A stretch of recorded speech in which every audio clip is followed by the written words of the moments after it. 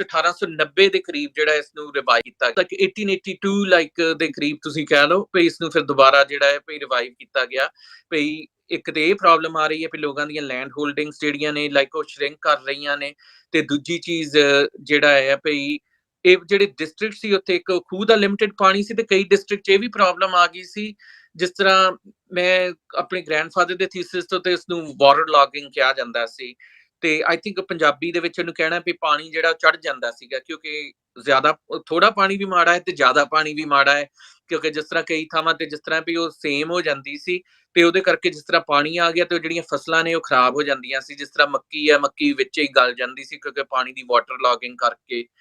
ਉਸ ਕਰਕੇ ਫਿਰ ਮੱਛਰ ਵਗੈਰਾ ਵੀ ਜਿਹੜੇ ਨੇ ਉਹ ਕਾਫੀ ਜ਼ਿਆਦਾ ਹੋ ਜਾਂਦੇ ਸਨ, ਤੇ ਬਿਮਾਰੀਆਂ ਵੀ ਜਿਹੜੀਆਂ ਸੀ, ਜਿਹੜੀਆਂ ਓਲਡਰ ਜਾਂ ਪੁਰਾਣੇ ਡਿਸਟ੍ਰਿਕਟ ਦੇ ਵਿੱਚ ਬਿਮਾਰੀਆਂ ਦੇ ਚਾਂਸਸ ਵੀ ਜ਼ਿਆਦਾ ਵੱਧ ਗਏ ਸਨ। ਕਹਿੰਦੇ ਨੇ ਕਿ ਕਈ ਏਰੀਆ ਜਿਹੜਾ ਪਹਿਲਾਂ ਜਿੱਥੇ ਖੇਤੀਬਾੜੀ ਹੁੰਦੀ ਸੀ, ਜਿਸ ਤਰ੍ਹਾਂ ਲਾਹੌਰ ਦੇ ਨਜ਼ਦੀਕ ਵੀ ਇੱਕ ਉਹਨਾਂ ਨੇ ਏਰੀਆ ਦਾ ਜ਼ਿਕਰ ਕੀਤਾ ਹੈ, ਸ਼ਾਹਦਰਾ, ਕਿਉਂਕਿ ਉੱਥੇ ਪਹਿਲਾਂ ਖੇਤੀਬਾੜੀ ਹੁੰਦੀ ਸੀ। ਫਿਰ ਉੱਥੇ ਪਾਣੀ ਦਾ ਲੈਵਲ ਕਿਉਂਕਿ ਰਾਈਜ਼ ਹੋਣ ਲੱਗ ਗਿਆ, ਫਿਰ ਉੱਥੇ ਕਿਉਂਕਿ ਜਿਹੜੇ ਲਾਹੌਰ ਦੇ ਸ਼ਿਕਾਰੀਆਂ ਦਾ ਉਹ ਜਿਹੜਾ ਫੇਵਰੇਟ ਏਰੀਆ ਪਈ, ਉਹ ਲੋਕੀ ਸ਼ਿਕਾਰ ਖੇਡਣ ਲੱਗ ਪਏ ਉੱਥੇ, ਕਿਉਂਕਿ ਜਿਸ ਤਰ੍ਹਾਂ ਪਈ ਉਹ ਜਾਨਵਰ ਵਗੈਰਾ ਹੁੰਦੇ ਸਨ। ਡਿਸਟ੍ਰਿਕਟ ਵਿੱਚ ਜਿਹੜੇ ਨੇ ਉਹ ਚੈਲੰਜਸ ਵੱਧ ਗਏ। ਡਿਸਟ੍ਰਿਕਟਸ ਦੇ ਵਿੱਚ ਪੋਪੂਲੇਸ਼ਨ ਡੈਂਸਿਟੀ ਬਹੁਤ ਤੇਜ਼ੀ ਨਾਲ ਜਿਹੜੀ ਉਹ 7 ਡਿਸਟ੍ਰਿਕਟ ਮੈਂ ਸੀਗੇ, ਜਿਸ ਦੇ ਵਿੱਚੋਂ ਆ ਜਾਂਦੇ ਨੇ ਰੇਚਨੇ ਦੁਆਬ ਦਾ ਸਿਆਲਕੋਟ ਡਿਸਟ੍ਰਿਕਟ, ਉਸੇ ਤਰ੍ਹਾਂ ਜਿਹੜਾ ਤੁਹਾਡਾ ਜਿਹੜਾ ਬਾਰੀ ਦੁਆਬ ਦੇ ਆ ਜਾਂਦੇ ਨੇ ਅੰਮ੍ਰਿਤਸਰ ਤੇ ਗੁਰਦਾਸਪੁਰ ਡਿਸਟ੍ਰਿਕਟ, ਉਸੇ ਤਰ੍ਹਾਂ ਜਿਹੜਾ ਬਿਆਸ ਔਰ ਸਤਲੁਜ ਦੇ ਵਿਚਲੇ ਦੁਆਬ ਦੇ ਡਿਸਟ੍ਰਿਕਟ ਆ ਜਾਂਦੇ ਨੇ ਹੁਸ਼ਿਆਰਪੁਰ ਤੇ ਜਲੰਧਰ, ਤੇ ਜਿਹੜਾ ਮਾਲਵਾ ਏਰੀਆ ਹੈ ਉਸ ਤੇ ਡਿਸਟ੍ਰਿਕਟ ਆ ਜਾਂਦੇ ਸਨ ਲੁਧਿਆਣਾ ਤੇ ਅੰਬਾਲਾ। ਤੇ ਉਹਨਾਂ ਨੇ ਇਹ ਜਿਹੜੇ 7 ਡਿਸਟ੍ਰਿਕਟ ਦੇ ਲੋਕਾਂ ਨੂੰ ਇਹ ਆਫਰ ਕੀਤਾ ਵੀ ਜਦੋਂ ਕਨਾਲ ਕਾਲੋਨੀਜ਼ ਬਣੀਆਂ ਵੀ ਤੁਸੀਂ ਜਿਹੜੀਆਂ ਵੀ ਲੈਂਡ ਗ੍ਰਾਂਟਸ ਦੇ ਕੇ ਵੀ ਇਹ ਲੋਕਾਂ ਨੂੰ ਉੱਥੋਂ ਮੂਵ ਕਰਕੇ ਤੇ ਇੱਥੇ ਜਿਹੜਾ ਆ ਇਸ ਨਵੇਂ ਏਰੀਏ ਦੇ ਵਿੱਚ ਕਿਸੇ ਤਰ੍ਹਾਂ ਇਰੀਗੇਸ਼ਨ ਦਾ ਜਿਹੜਾ ਆ ਉਹ ਅਰੇਂਜਮੈਂਟ ਕੀਤਾ ਜਾਵੇ। ਫਿਰ ਇਹ ਲੋਕਾਂ ਨੂੰ ਇੱਕ ਤੇ ਪੋਪੂਲੇਸ਼ਨ ਡੈਂਸਿਟੀ ਮੁੱਕ ਗਈ, ਤੇ ਦੂਜੀ ਕਿਉਂਕਿ ਖੇਤੀਬਾੜੀ ਦਾ ਏਰੀਆ ਵਧੇਗਾ ਤੇ ਜਿਹੜੀ ਇੰਗਲਿਸ਼ ਗਵਰਨਮੈਂਟ ਦਾ ਜਿਹੜਾ ਰੈਵਨਿਊ ਹੈ ਉਹ ਵੀ ਵਧੇਗਾ, ਕਿਉਂਕਿ ਇਹਨਾਂ ਲੋਕਾਂ ਨੂੰ ਕਈ ਤਰ੍ਹਾਂ ਦੇ ਟੈਕਸ ਦੇਣੇ ਪੈਂਦੇ ਸਨ। ਇੱਕ ਤੇ ਜਨਰਲ ਜਿਹੜਾ ਜ਼ਮੀਨ ਤੇ ਜਿਹੜਾ ਮਾਮਲਾ ਹੁੰਦਾ ਸੀ, ਦੂਸਰੀ ਚੀਜ਼ ਜਿਹੜਾ ਪਾਣੀ ਦਾ ਆ ਉਹਦਾ ਵੀ ਇਹਨਾਂ ਨੂੰ ਟੈਕਸ ਦੇਣਾ ਪੈਂਦਾ ਸੀਗਾ। ਤੇ ਇਸੇ ਤਰ੍ਹਾਂ ਜਿਹੜੇ ਉਹ ਜਿਹੜਾ ਇਹਨਾਂ ਦਾ ਜਿਹੜਾ ਚੀਜ਼ਾਂ ਜਿਹੜੇ ਐਗਰੀਕਲਚਰ ਜਿਹੜੀਆਂ ਐਗਰੀਕਲਚਰ ਕਮੋਡਿਟੀਜ਼ ਜਿਹੜੀਆਂ ਇਹ ਪ੍ਰੋਡਿਊਸ ਕਰਦੇ ਸਨ, ਜਿਸ ਤਰ੍ਹਾਂ ਮੱਕੀ, ਕਾਟਨ, ਕਿਉਂਕਿ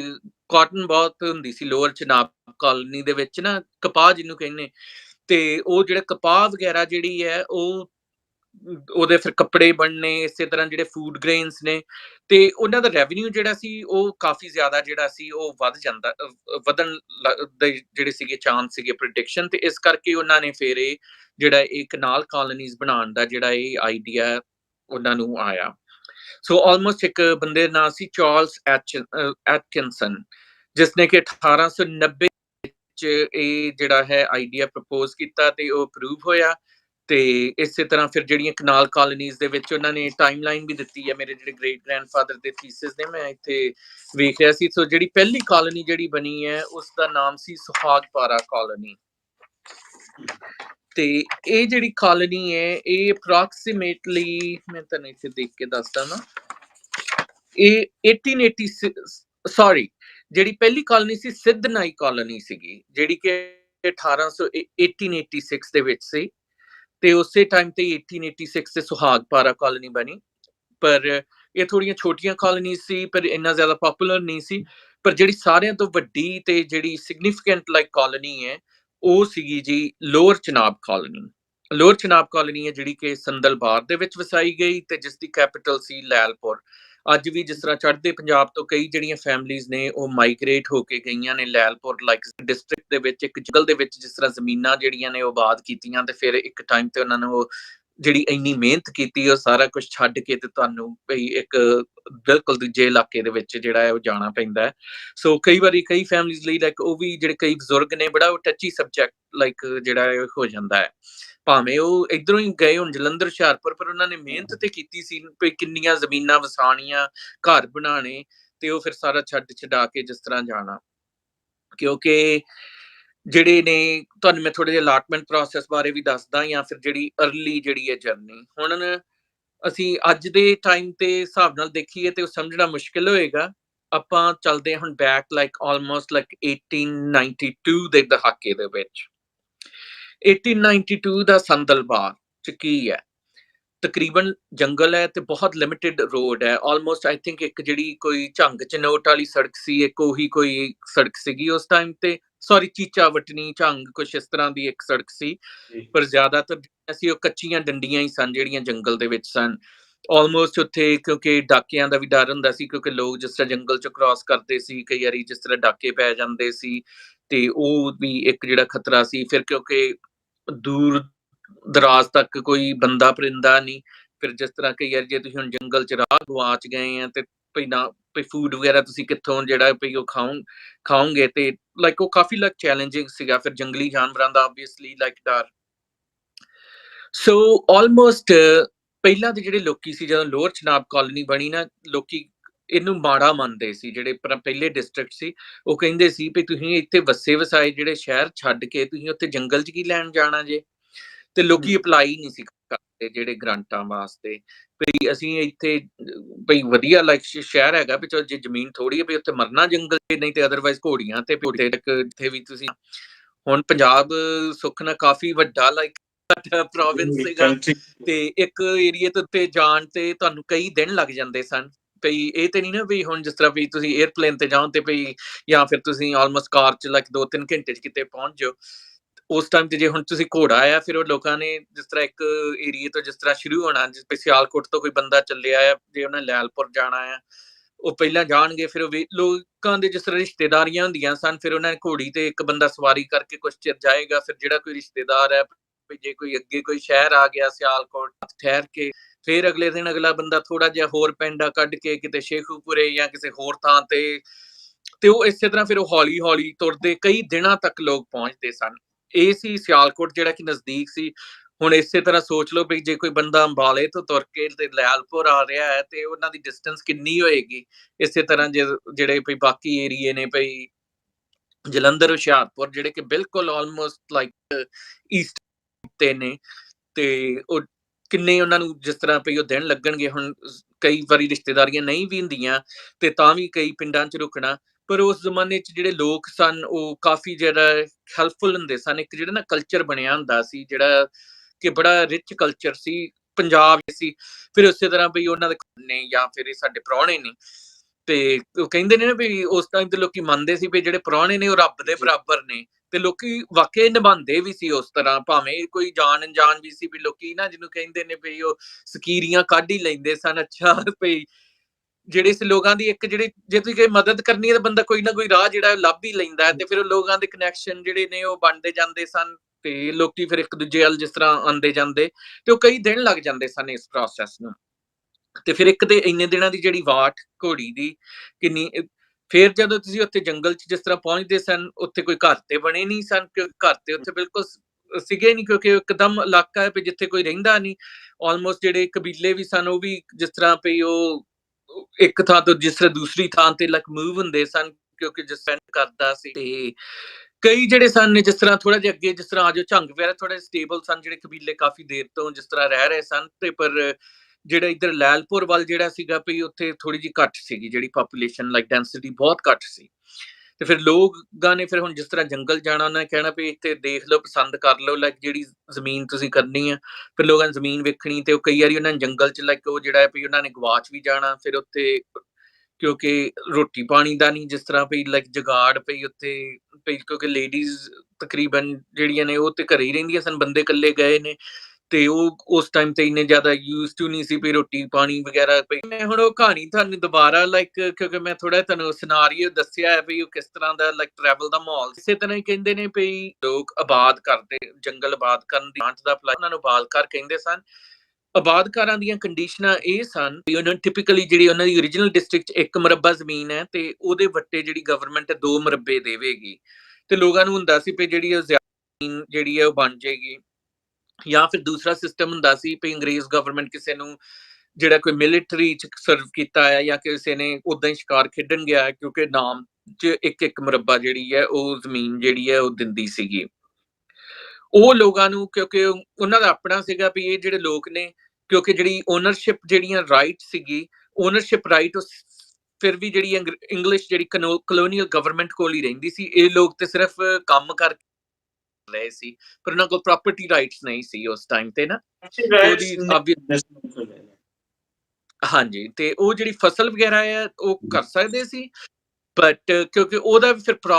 ਉਹਨਾਂ ਨੂੰ ਅਪਲਾਈ ਕਰਕੇ ਫਿਰ ਉਹਨਾਂ ਨੂੰ ਇਵੈਂਚੁਅਲੀ ਪ੍ਰੋਸੈਸ ਸੀ ਉਹਨਾਂ ਵਾਸਤੇ, ਤੇ ਉਹ ਕਈ ਸਾਲ ਜਿਸ ਤਰ੍ਹਾਂ ਲਾਈਕ ਉਹਨਾਂ ਨੂੰ ਜਿਹੜਾ ਕੰਮ ਕਰਕੇ ਆਬਾਦ ਕਰਕੇ ਮਿਹਨਤ ਕਰਕੇ ਲੋਕਾਂ ਨੇ ਉਹ ਜਿਹੜਾ ਅਰਨ ਕੀਤੀ ਉਹਨਾਂ ਦੀ ਜ਼ਮੀਨ।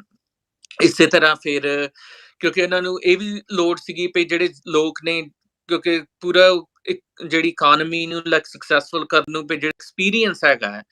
ਕਿਉਂਕਿ ਜਿਹੜੇ ਬੰਦੇ ਨੂੰ ਤੇ ਉਹ ਚਾਹੁੰਦੇ ਸਨ ਵੀ ਜਿਹੜਾ ਵੀ ਬੰਦਾ ਜਾਵੇ ਤੇ ਉਹ ਭਈ ਉਹ ਜ਼ਮੀਨ ਨੂੰ ਆਬਾਦ ਕਰੇ ਤੇ ਛੇਤੀ ਤੋਂ ਛੇਤੀ ਜਿਹੜਾ, ਕਿਉਂਕਿ ਉਹਨਾਂ ਪੈਸਾ ਤਾਂ ਕਿ ਜਿਹੜਾ ਆ ਭਈ ਜਿਹੜੀ ਉਸ ਏਰੀਆ ਦਾ ਜਿਹੜਾ ਰੈਵਨਿਊ ਹੈ ਉਹ ਵੀ ਵਧੇ, ਤੇ ਫਿਰ ਉਹ ਜਿਹੜੇ ਫਾਰਮਰ ਵੀ ਚੁਣਦੇ ਸਨ ਜਿਨ੍ਹਾਂ ਲੋਕਾਂ ਨੂੰ ਜ਼ਿਆਦਾ ਐਕਸਪੀਰੀਅੰਸ ਆਏ ਜਾਂ ਫਿਰ ਜਿਨ੍ਹਾਂ ਦੇ ਕੋਈ ਵੱਡੇ ਜਿਹੜੇ ਫਾਰਮ ਸਨ, ਤੇ ਉਸੇ ਤਰ੍ਹਾਂ ਫਿਰ ਜਿਹੜੇ ਲੋਕਾਂ ਦੀਆਂ ਜ਼ਿਆਦਾ ਜ਼ਮੀਨਾਂ ਸਨ ਕਿਉਂਕਿ ਉਹਨਾਂ ਨੂੰ ਮੂਵ ਕਰਾਉਣ ਤੇ ਬੜਾ ਮੁਸ਼ਕਲ ਸੀਗਾ,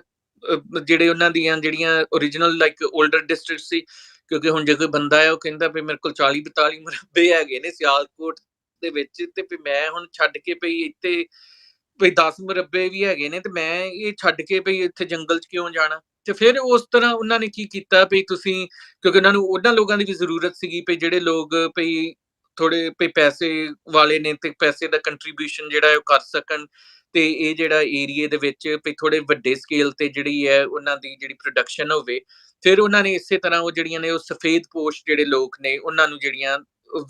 ਗ੍ਰਾਂਟਸ ਦਿੰਦੇ ਸਨ, ਤੇ ਸਫੇਦ ਪੋਸ਼ ਜਿਹੜੇ ਨੇ ਟਿਪੀਕਲੀ ਜਿਹੜੇ ਥੋੜੀ ਆਲਰੇਡੀ ਲੈਂਡਲੋਰਡ ਫੈਮਿਲੀ ਸਨ, ਤੇ ਉਹਨਾਂ ਦੇ ਫਿਰ ਅੱਗੇ ਜਿਹੜੇ ਜਿਨ੍ਹਾਂ ਨੂੰ ਟੈਨੈਂਟ ਫਾਰਮਰ ਕਹਿੰਦੇ ਸਨ, ਤੇ ਉਹ ਜਿਹੜੇ ਫਾਰਮਰ ਨੇ ਤੇ ਉਹ ਆਪਣੇ ਉਹਨਾਂ ਤੋਂ ਫਿਰ ਥੋੜੀ ਜਿਹੜੀ ਜ਼ਮੀਨ ਹੈ ਵਾਹ ਕੇ ਤੇ ਉਹਨੂੰ ਕਲਟੀਵੇਟ ਕਰਦੇ ਸਨ ਅੱਗੇ।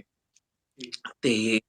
ਇਸੇ ਤਰ੍ਹਾਂ ਹੀ ਉਹ ਦੱਸਦੇ ਨੇ ਇੱਕ ਕਹਾਣੀ ਵੀ ਇੱਕ ਜਿਹੜਾ ਬਾਦਕਾਰ ਦੀ ਕਹਾਣੀ ਵੀ ਸਿਆਲਕੋਟ ਤੋਂ ਜਿਸ ਤਰ੍ਹਾਂ ਬਾਦਕਾਰ ਉਹ ਉਹਨਾਂ ਨੇ ਜਿਹੜੇ ਬੰਦੇ ਦਾ ਇੰਟਰਵਿਊ ਕੀਤਾ ਉਹ ਆਪਣਾ ਨਾਮ ਨਹੀਂ ਸੀ ਦੱਸਣਾ ਚਾਹ ਰਹੇ, ਤੇ ਕਿਉਂਕਿ ਥੀਸਿਸ 'ਚ ਉਹਨਾਂ ਨੇ ਲਿਖਿਆ,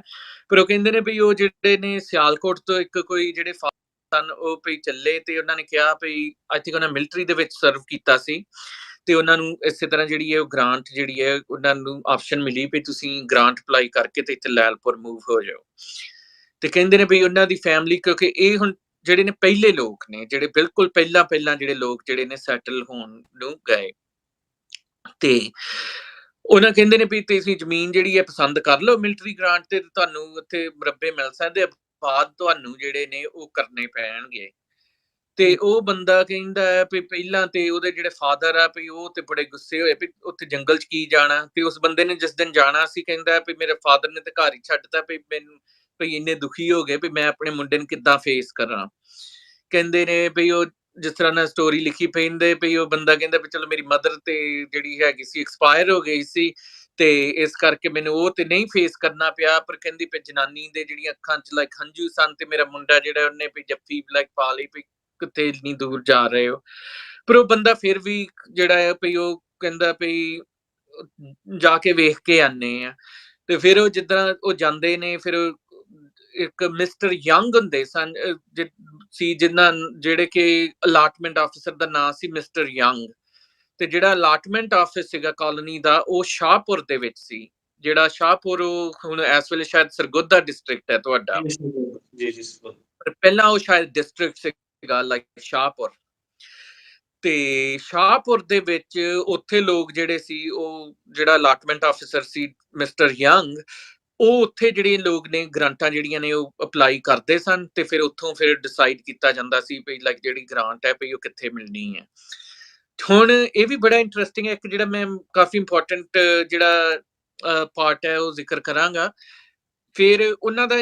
ਇਹ ਸੀ ਕੋਸ਼ਿਸ਼ ਵੀ ਜਿਹੜਾ ਐਗਰੀਕਲਚਰ ਹੈ ਉਸਨੂੰ ਸਕਸੈਸਫੁਲ ਜਿਹੜਾ ਆ ਉਹ ਬਣਾ ਜਾਵੇ। ਹੁਣ ਸਕਸੈਸਫੁਲ ਜਿਹੜੇ 올ਡਰ ਡਿਸਟ੍ਰਿਕਟ ਸੀਗੇ ਜਾਂ ਪੁਰਾਣੇ ਡਿਸਟ੍ਰਿਕਟ ਹੋਏ ਸਨ ਆਂਢ ਗੁਆਂਢ ਦੇ ਪਿੰਡਾਂ ਦੇ ਲੋਕਾਂ ਨਾਲ, ਫਿਰ ਉਹ ਜਦੋਂ ਵਸਾਉਂਦੇ ਵੀ ਸਨ ਨਾ ਕਨਾਲ ਕਾਲੋਨੀ, ਉਹ ਜਿਹੜੇ ਜਿਹੜੇ 7 ਜ਼ਿਲ੍ਹਿਆਂ ਚ ਉਹ ਜ਼ਿਲ੍ਹੇ ਨੂੰ ਪੂਰਾ ਇਕੱਠਾ ਰੱਖਦੇ ਸਨ। ਸੋ ਜਿਸ ਤਰ੍ਹਾਂ ਟਿਪੀਕਲੀ ਜਿਹੜੀ ਰੱਖ ਬ੍ਰਾਂਚ ਦੀ ਚੱਕ ਝੁਮਰੇ ਦੇ ਨੇੜੇ ਤੇੜੇ ਤੁਸੀਂ ਵੇਖ ਲਓ, ਸਾਈਆਂ ਵਾਲਾ, ਚੱਕ ਝੁਮਰਾ, ਸੰਗਲਾ ਹਿੱਲ, ਆਲਮੋਸਟ ਜਿਹੜੇ ਏਰੀਏ ਨੇ ਟਿਪੀਕਲ ਜਿਹੜੇ ਗਰੰਟੀ ਸਨ ਉਹ ਸਿਆਲਕੋਟ ਸੰਗਲੇ, ਇਸ ਤਰ੍ਹਾਂ ਸਿਆਲਕੋਟੀ ਗਰੰਟੀ ਉਹਦੇ ਜੇ ਆ ਜਾਂਦੇ ਤੇ ਤੁਹਾਨੂੰ ਜਲੰਧਰ ਦੇ ਲੋਕ ਮਿਲਣਗੇ। ਫਿਰ ਉਸੇ ਤਰ੍ਹਾਂ ਜੇ ਤੁਸੀਂ ਥੋੜਾ ਜਿਹਾ ਚੱਕ ਝੁਮਰੇ ਤੋਂ ਸਾਊਥ ਵੱਲ ਜਾਂਦੇ ਆ ਆਲਮੋਸਟ ਲੈਲਪੁਰ ਦੇ ਨਜ਼ਦੀਕ ਤੁਹਾਨੂੰ ਅੰਮ੍ਰਿਤਸਰ ਮਿਲੇਗਾ, ਇਸੇ ਤਰ੍ਹਾਂ ਫਿਰ ਤੁਸੀਂ ਅੱਗੇ ਥੋੜਾ ਜਿਹਾ ਜਾਂਦੇ ਆ, ਜਿਸ ਤਰ੍ਹਾਂ ਲੈਲਪੁਰ, ਟੋਬਾ, ਟੇਕ ਸਿੰਘ ਦੇ ਵਿਚਕਾਰ ਤੁਹਾਨੂੰ ਹੁਸ਼ਿਆਰਪੁਰ ਮਿਲੇਗਾ, ਤੇ ਉਹ ਸਾਰੇ ਲਾਈਕ ਇੱਕ ਲਾਈਕ ਏਰੀਏ ਦੇ ਵਿੱਚ। ਫਿਰ ਡਿਸਟ੍ਰਿਕਟ ਤੋਂ ਇਲਾਵਾ ਫਿਰ ਜਿਸ ਤਰ੍ਹਾਂ ਤਹਿਸੀਲਾਂ ਦੇ ਲੋਕ ਇਕੱਠੇ, ਫਿਰ ਪਿੰਡਾਂ ਦੇ ਲੋਕ ਇਕੱਠੇ, ਕਿਉਂਕਿ ਮੇਰੇ ਜਿਹੜੇ ਗ੍ਰੇਟ ਗ੍ਰੈਂਡਫਾਦਰ ਦੀ ਵੀ ਜਦੋਂ ਫੈਮਿਲੀ ਦੀ ਅਲਾਟਮੈਂਟ ਜਿਹੜੀ ਮਿਲੀ ਹੈ, ਕਿਉਂਕਿ ਐਜ਼ ਸਫੇਦਪੋਸ਼ ਲਾਈਕ ਗਰੰਟੀ ਜਿਹੜੇ ਆਏ ਸਨ ਆਲਮੋਸਟ ਲਾਈਕ ਲੇਟ 1890s ਚ ਵੀ, ਇਹ ਵੀ ਜਿਹੜੇ ਪਹਿਲੇ ਲੋਕ ਆਏ ਸਨ ਚੱਕ ਝੁਮਰੇ ਚ, ਉਹਨਾਂ ਚੋਂ ਸਨ। ਤੇ ਜਿਹੜਾ ਚੱਕ ਝੁਮਰਾ ਸੀ, ਫਿਰ ਚੱਕ ਝੁਮਰੇ ਦੇ ਨਜ਼ਦੀਕ ਜਿਹੜਾ ਇਹਨਾਂ ਦਾ ਪਿੰਡ ਸੀਗਾ, ਉੱਥੇ ਜਿਹੜੇ ਨਾਰੋਵਾਲ ਤਹਿਸੀਲ ਸੀ, ਉੱਥੋਂ ਦੇ ਲੋਕ ਉਹਨਾਂ ਨੂੰ ਮਿਲੀ। ਤੇ ਕਿਉਂਕਿ ਇਹਨਾਂ ਦੀ ਜਿਹੜੀ ਇੱਕੋ ਹੀ ਫੈਮਿਲੀ ਸੀਗੀ, ਜਿਹੜੀ ਕਿ ਦੋ ਪਿੰਡ ਸਨ, ਉਹਨਾਂ ਨੂੰ ਸੈਦੋਕੇ ਮਾਨਕੀ ਕਹਿੰਦੇ ਸਨ, ਤੇ ਉਹ ਸੈਦੋਕੇ ਤੇ ਮਾਨਕ ਪਿੰਡ ਤੋਂ ਫਿਰ ਜਿਹੜੇ ਜਿਸ ਤਰ੍ਹਾਂ ਮੇਰੇ ਜਿਹੜੇ ਗ੍ਰੇਟ ਗ੍ਰੈਂਡਫਾਦਰ ਸਨ, ਉਹਨਾਂ ਦੇ ਫਾਦਰ ਜਵੰਦ ਸਿੰਘ ਤੇ ਉਹਨਾਂ ਦੇ ਬ੍ਰਦਰ ਅਰਜਨ ਸਿੰਘ ਸੈਦੋਕੇ ਤੋਂ। ਇਸੇ ਤਰ੍ਹਾਂ ਪਿੰਡ ਮਾਨਕ ਤੋਂ ਜਿਸ ਤਰ੍ਹਾਂ ਲਾਲ ਸਿੰਘ ਤੇ ਨਿਹਾਲ ਸਿੰਘ ਜ਼ੈਲਦਾਰ ਸਨ, ਤੇ ਉਹ ਜਿਹੜੇ ਨੇ ਉਹ ਫਿਰ ਇੱਥੇ ਮੂਵ ਹੋਏ, ਤੇ ਫਿਰ ਅੱਗੇ ਫਿਰ ਉਹਨਾਂ ਦੇ ਪੁੱਤਰਾਂ ਦੇ ਬੇਸ ਤੇ ਫਿਰ ਅੱਗੇ ਜਿਸ ਤਰ੍ਹਾਂ 3 ਆਬਾਦੀਆਂ ਬਣ ਗਈਆਂ ਚੱਕ 185 ਦੀਆਂ, ਭਗਵਾਨ ਸਿੰਘ, ਵਰਿਆਮ ਸਿੰਘ ਤੇ ਬੁੱਧ ਸਿੰਘ ਵਾਲਾ, ਜਿਹੜਾ ਕਿ ਮੇਰੇ ਗ੍ਰੇਟ ਗ੍ਰੈਂਡਫਾਦਰ ਦਾ ਦੀ ਆਬਾਦੀ ਸੀ ਚੱਕ 185 ਆਰਬੀ ਜਿਹੜਾ ਸੀ ਪਿੰਡ ਸੀ। ਹੁਣ ਇਹ ਜਿਹੜੇ ਚੱਕਾਂ ਦੇ ਵੀ ਨੰਬਰ ਜਿਹੜੇ ਨੇ, ਇਹ ਵੀ ਬੜਾ ਇੱਕ ਇੰਟਰਸਟਿੰਗ ਗੱਲ ਹੈ। ਹੁਣ ਇਹ ਚੱਕਾਂ ਦੇ ਨੰਬਰਾਂ ਦਾ ਕੀ ਮਤਲਬ ਹੈ? ਜਿਹੜੀਆਂ ਕਨਾਲਸ ਨੇ ਇਹ ਦਰਿਆ ਤੇ ਆਬਵੀਅਸਲੀ ਝਨਾਹ ਤੋਂ ਕੱਢੀਆਂ ਗਈਆਂ, ਤੇ ਝਨਾਹ ਦਰਿਆ ਤੋਂ ਜਿਹੜੀਆਂ ਇਹ ਕਨਾਲਸ ਜਿਹੜੀਆਂ ਕੱਢੀਆਂ ਗਈਆਂ ਨੇ, ਇਹ ਕਨਾਲਾਂ ਦੀਆਂ ਜਿਹੜੀਆਂ ਬ੍ਰਾਂਚਸ ਸਨ, ਨਹਿਰਾਂ ਦੇ ਨਾਂ ਸਨ। ਸੋ ਜਿਹੜੀ ਇੱਕ ਰੱਖ ਬ੍ਰਾਂਚ ਸੀਗੀ, ਜਿਹੜੀ ਕਿ ਚੱਕ ਝੁਮਰੇ ਵੱਲ ਜਾਂਦੀ ਹੈ, ਰੱਖ ਬ੍ਰਾਂਚ ਤੋਂ ਬਣ ਗਿਆ ਆਰਬੀ। ਤੇ ਜਿਸ ਤਰ੍ਹਾਂ ਚੱਕ ਹੁੰਦਾ ਸੀ, ਜਾਨੀ ਕਿ ਨਹਿਰ ਦਾ ਮੋਗਾ ਜਿੱਥੋਂ ਪਾਣੀ ਜਿਹੜਾ ਹੈ ਉਹ ਲੱਗਦਾ, ਤੇ ਉਹ ਫਿਰ ਉਹਨਾਂ ਨੇ ਨੰਬਰ ਦੇ ਦਿੱਤੇ ਗਏ, ਜਿੱਦਾਂ 184, 85। ਫਿਰ ਉਹਦੇ ਨਾਲ ਜਿਹੜਾ ਹੈ ਕਿਹੜੀ ਕਨਾਲ ਹੈ, ਲਾਈਕ ਆਰਬੀ ਹੋ ਗਈ ਜਿਸ ਤਰ੍ਹਾਂ ਰੱਖ ਬ੍ਰਾਂਚ। ਉਸੇ ਤਰ੍ਹਾਂ ਜਿਹੜੀ ਗੁਗੇਰਾ ਵਾਲੀ ਬ੍ਰਾਂਚ ਸੀ, ਉਹ ਤੁਹਾਨੂੰ ਜੀਬੀ ਮਿਲੇਗਾ। ਉਸੇ ਤਰ੍ਹਾਂ ਜਿਹੜੀ ਝੰਗ ਵਾਲੀ ਕਨਾਲ ਦੀ ਬ੍ਰਾਂਚ ਸੀ, ਉਹ ਤੁਹਾਨੂੰ ਜੇਬੀ ਮਿਲੇਗਾ। ਤੇ ਚੱਕ ਨੰਬਰ ਹੋਏਗਾ, ਜਿਸ ਤਰ੍ਹਾਂ ਤੁਸੀਂ ਚੱਕ 185 ਵੀ ਦੇਖੋਗੇ, ਉਹ ਆਰਬੀ ਵੀ ਹੈ, ਤੇ ਚੱਕ 185 ਤੁਹਾਨੂੰ ਜੀਬੀ ਵੀ ਮਿਲੇਗਾ, ਪਰ ਉਹ ਦੋ ਵੱਖਰੇ ਵੱਖਰੇ ਪਿੰਡ ਨੇ, ਕਿਉਂਕਿ ਜੀਬੀ ਜਿਹੜੀ ਹੈ ਉਹ ਗੁਗੇਰਾ ਬ੍ਰਾਂਚ ਤੇ ਹੈ, ਤੇ ਜਿਹੜੀ ਆਰਬੀ ਹੈ ਉਹ ਜਿਹੜੀ ਰੱਖ ਬ੍ਰਾਂਚ ਤੇ ਬਿਲਕੁਲ ਚੱਕ ਝੁਮਰੇ ਦੇ ਨਜ਼ਦੀਕ ਜਿਹੜਾ ਹੈ ਉਹ ਪਿੰਡ ਹੈ। ਤੇ ਇਹ ਇਸ ਤਰ੍ਹਾਂ ਜਿਹੜੀਆਂ ਉਹ ਪਿੰਡਾਂ ਦੇ ਨਾਂ ਵੀ ਜਿਹੜੇ ਨੇ ਇਸ ਤਰ੍ਹਾਂ ਚੱਕ ਤੇ ਬੇਸ ਤੇ ਹੁੰਦੇ ਸਨ। ਤੇ ਪਰ ਲੋਕ ਹੁਣ ਜਿਹੜੇ ਆਉਂਦੇ ਸਨ ਆਪਣੇ ਓਰੀਜਨਲ ਡਿਸਟ੍ਰਿਕਟ ਤੇ, ਆਬਵੀਅਸਲੀ ਉਹਨਾਂ ਦਾ ਅਪਮੈਂਟ ਤੇ ਹੁੰਦਾ ਸੀ, ਤੇ ਕਈ ਵਾਰੀ ਜਿਹੜਾ ਹੋਏਗਾ ਵੀ ਜਿਹੜੇ ਪਿੰਡ ਤੋਂ ਲੋਕ ਜਿਹੜੇ ਨੇ ਉਹ ਮੂਵ ਹੋਏ ਸਨ। ਕਈ ਪਿੰਡਾਂ 'ਚ ਤੁਹਾਨੂੰ ਇਸ ਤਰ੍ਹਾਂ ਜਿਹੜਾ ਵੀ ਮਿਲੇਗਾ, ਜਿਸ ਤਰ੍ਹਾਂ ਕਈ ਉਹਨਾਂ ਦੇ ਜਿਹੜੇ ਪੁਰਾਣੇ ਪਿੰਡ ਨੇ, ਤੁਹਾਨੂੰ ਅੱਜ ਵੀ ਉਹ ਚੜ੍ਹਦੇ ਪੰਜਾਬ 'ਚ ਪਿੰਡ ਦਿਸਣਗੇ, ਤੇ ਉਹ ਸੇਮ ਹੀ ਪਿੰਡ ਦਾ ਨਾਂ ਜਿਹੜਾ ਆ ਉਹ ਇੱਥੇ ਤੁਹਾਨੂੰ ਜਿਸ ਤਰ੍ਹਾਂ ਬਾਹਮਣੀ ਵਾਲਾ ਪਿੰਡ ਜਿਹੜਾ ਤੁਹਾਨੂੰ ਲੈਲਪੁਰ ਦੇ ਵਿੱਚ ਵੀ ਮਿਲੇਗਾ, ਤੇ ਉਹੀ ਜੇ ਤੁਸੀਂ ਵੇਖੋ ਪਿੰਡ ਤੇ ਉਹ ਤੁਹਾਨੂੰ ਅੰਮ੍ਰਿਤਸਰ ਜ਼ਿਲ੍ਹੇ ਦੇ ਵਿੱਚ ਵੀ ਮਿਲੇਗਾ। ਇਸੇ ਤਰ੍ਹਾਂ ਜੇ ਤੁਸੀਂ ਜੌਲ ਪਿੰਡ ਵੇਖ ਲਓ, ਤੁਹਾਨੂੰ ਜਲੰਧਰ ਜ਼ਿਲ੍ਹੇ 'ਚ ਵੀ ਮਿਲੇਗਾ। ਉਹ ਤੁਹਾਨੂੰ ਇੱਥੇ ਵੀ ਜਿਹੜਾ ਚੱਕ 94 ਆਈ ਥਿੰਕ ਆਰਬੀ ਹੈ, ਉਹ ਵੀ ਤੁਹਾਨੂੰ ਜਿਹੜਾ ਇੱਧਰ ਲੈਲਪੁਰ ਜਾਂ ਫੈਸਲਾਬਾਦ ਜ਼ਿਲ੍ਹੇ ਦੇ ਵਿੱਚ ਵੀ ਉਹ ਮਿਲੇਗਾ।